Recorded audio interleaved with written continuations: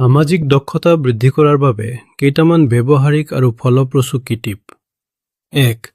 মনোযোগেৰে শুনক।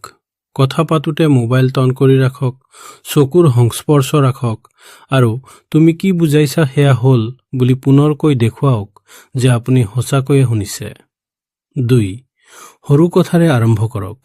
আটাইতকৈ সহজ বতৰ, চৌপাশৰ কথা বা আজিৰ দিনটো কেনে লাগিছে বুলি সৰু প্ৰশ্নৰে কথা আৰম্ভ কৰক।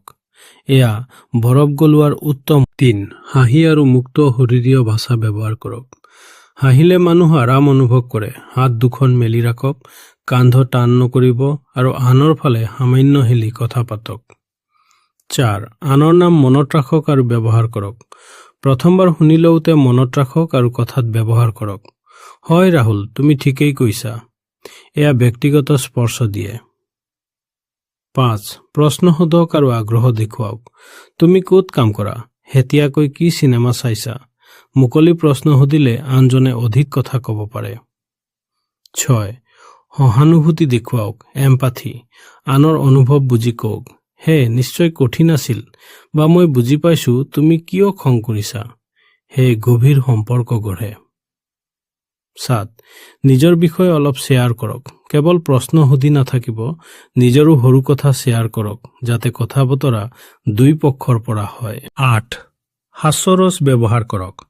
নিজকে লৈ মজা কৰক বা লঘু হাস্যৰস ব্যৱহাৰ কৰক। মানুহে হাঁহিব পৰা লোকৰ লগত আৰাম পায়। 9. গোটত সকলোকে অন্তৰ্ভুক্ত কৰক। কাৰোবাক অৱহেলা নকৰিব। যিজন চুপচাপ আছে তেওঁকো প্ৰশ্ন কৰি কথাত সোমাওক। 10. নাই বুলিবলৈ আৰু সীমা নিৰ্ধাৰণ কৰিবলৈ শিকক। সদায় হয় নকব। সন্মানেৰে নাই ক'লে আনেও আপোনাক সন্মান কৰে। 11. অচিনাকি মানুহৰ লগত কথা পাতি অনুশীলন কৰক। দোকানত, লিফ্টত বা ৱেটিং ৰুমত সৰু কথা আৰম্ভ কৰক।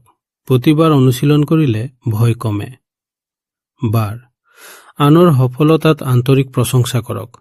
তোমাৰ প্ৰেজেণ্টেশ্যনটো অসাধাৰণ আছিল। সঁচা প্ৰশংসাই মানুহক আকৰ্ষণ কৰে। 13. তৰ্ক এৰাই চলক।